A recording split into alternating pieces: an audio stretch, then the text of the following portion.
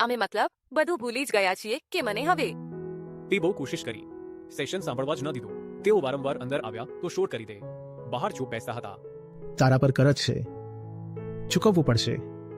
માનું સેશન છોડાવ્યું છે ને તે? હા, માનું સેશન છોડાવ્યું છે. આ કરજ ઉતારવું પડશે તારે. મતલબ રડતો નથી, ચકાવ પણ નહીં. તો માત્ર ઋણ આ જ હોય છે. હવે તો ચડી ગયું અને વિડીયોમાં પણ આવી ગયું. હવે તો કંઈ ન થઈ શકે. અને આ તો પુરાવો પણ છે જ. અમે ભૂલી ગયા સર.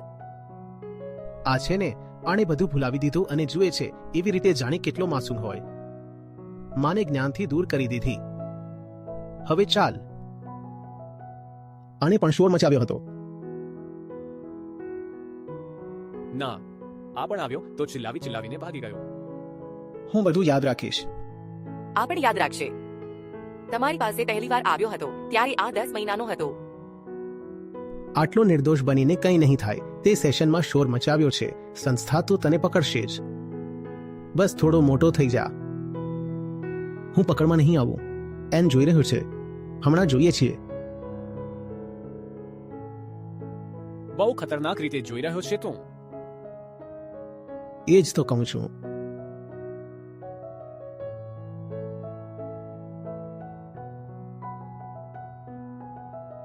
હું કોઈનાથી નથી ડરતો. જ્ઞાનબાન પોતાની પાસે રાખો.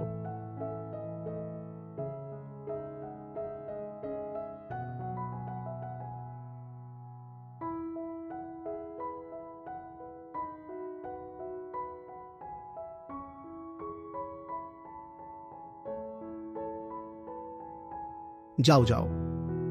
આ મારું બાળક છે. તે પણ શોર મચાવ્યો હતો. ગુસ્તાકી અમારી સાથે. આણે પણ શોર મચાવ્યો હતો. શું નામ છે તારું? શોર કેમ મચાવ્યો? શોર કેમ મચાવ્યો અમારા સેશનમાં? બધાએ મચાવ્યો હતો. મેં પણ મચાવ્યો હતો. હવે તો બધું પકડમાં આવી ગયું છે. બધાએ જોયું છે. આવું આવું શું હોય છે? શોર આજે મચાવ્યો છે. હવે મોટા થઈ જાઓ. સંસ્થા પકડશે તમને. પકડશે. તું બસ મોટો થઈ જા. સંભળાવી દો આચાર્યને આત્મજ્ઞાનના. आत्मज्ञान के प्रकाश में अंधे कर्म सब त्याग दो. निराश हो, निर्मम बनो. ताप रहित बस युद्ध हो.